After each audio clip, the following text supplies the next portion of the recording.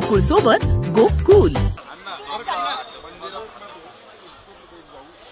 स्थानिक नागरिकांची मागणी आहे, स्थानिक नागरिकांची अशी मागणी आहे, तात्पुरत्या स्वरूपाची मलमपट्टी करण्यापेक्षा या समस्येवर कायमस्वरूपी 8 वाजल्यापासून आम्ही शहरामधल्या अनेक ठिकाणी भेटी दिलेल्या आहेत। काही ठिकाणी प्रशासनाने व्यवस्था केलेली दिसते, परंतु इथं बापट कॅम्पात मात्र गणपती कुठं ठेवायची हा प्रश्न होता। आणि म्हणून आता मार्केट कमिटीला आम्ही ताबडतोब एक 4 शेड उपलब्ध करून द्यायला सांगितलेत। महापालिकेला आता ट्रॅक्टरची व्यवस्था करायला सांगितली आणि इथले सगळे गणपती जे काय आहेत, कारण की पाणी उद्या वाढलं, कारण की आपण बघतो की रात्रीत वाढायला लागले। आणि यावर्षीचा ट्रेंड बघितला, आलमटीतनं पाणी सोडून सुद्धा जे मागच्या वेळी पाणी 43ला यायला पाहिजे होतं ते 41ला आलं।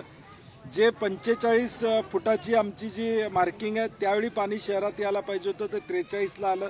म्हणजे 2 फूट या ठिकाणी फरक आता पडलेला आहे पाण्याचा। म्हणजे आम्हाला काळजी वाटते की उद्या पाऊस असा सतत राहिला तर माझी जिल्हाधिकाऱ्यांना देखील आता खासदार साहेब आम्ही भेटणार आहे, दुपारी आम्ही असणार आहे, कारण की उद्या नॅशनल हायवेवर देखील जे मागच्या वेळचं प्रेडिक्शन होतं ते चुकणार आहे असं मला वाटायला लागलं।